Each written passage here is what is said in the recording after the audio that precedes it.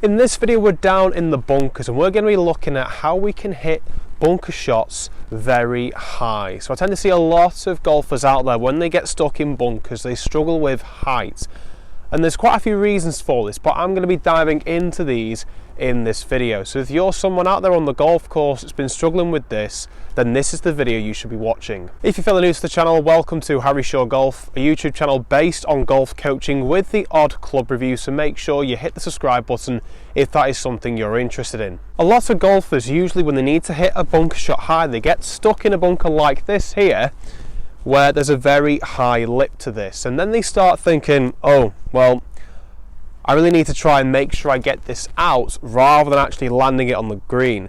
The confidence dips, they're worried about shanking it, thinning it into the trap, they don't want to thin it all the way over the back of the green. So the key here really we want to be looking for is strike, where the club faces at impact, and the actual swing itself. So we're going to look at those three things today to make sure that you're hitting these shots as high as you possibly can and to get the best results when you go out on the golf course. So we'll talk about the club face just to start us off with. Well, you tend to see a lot of people, including the pros, they all open up the club face like so in a bunker, and this is correct. However, a lot of people grip a golf club in a bunker just like they do with neutral first, and then they twist their hands over like this, which is really bad to do. And the reason why this is the case is that when they make their swing and then return the club face back to impact, the club face becomes square, meaning they're not going to get a lot of height on the ball. So we want to make sure that we are actually twisting that club open and then taking our grip. It's going to feel very strange if you do this right to start off with, but it'll be so much easier for you to return that club face to impact as open as you can possibly get it. Number two is the actual swing itself. So we've just spoken about the club face, wanting to make sure that's open, but we also want to make sure we do something in the swing. And a lot of golfers I see, they think to hit it high at a bunker they need to swing very up and down to hit the sand first. And that's correct, you want to hit the sand first in a bunker, but the problem with doing this way is that they take too much sand too early and the ball doesn't even get out of the bunker. Have you noticed that on the golf course? Yeah, me too. I used to do that quite a lot and it was so frustrating. The whole goal of a bunker shot is to swing more round the body, so we're getting a shallower plane. This way, with the stance being more in the front, club face being open, weight at the front as well, as we make our way round our body to make a swing, we should be able to hit the sand first, but only half an inch behind the ball, which is perfect. We don't want to take massive craters like this. We want to be nice and shallow like so. And you could hear there the difference in the strike and the contact that I made with those two bunker swings. The first one was like a thud noise.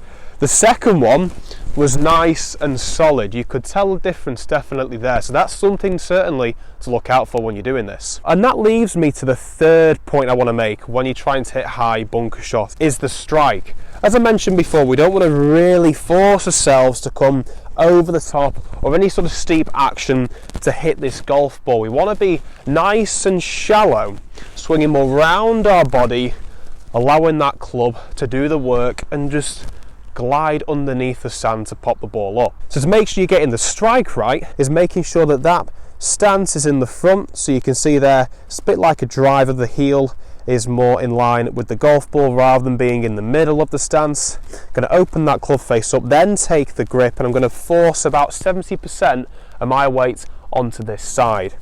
And I want to really force myself to maintain that weight on this side. And the idea here is to get that club swinging more round, but then returning back to square at impact. And when I say square, you can see that shaft angle is very straight. It's not forward, because if it's forward, we're encouraging the leading edge to take place. So we want to be making sure that we're allowing that club to overtake our hands through that impact zone. This is also going to help us hit it even higher.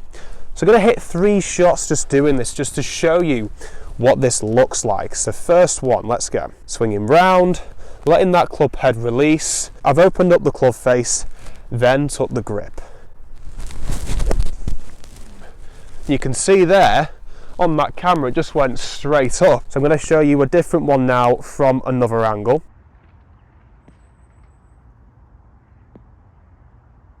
And now check out this angle. So make sure you go ahead and try those 3 tips to hit higher bunker shots. And if you're looking for more tips, why not click the video over here right now, which will talk you through the hack you need to know to stop swaying in the golf swing. Thanks for watching.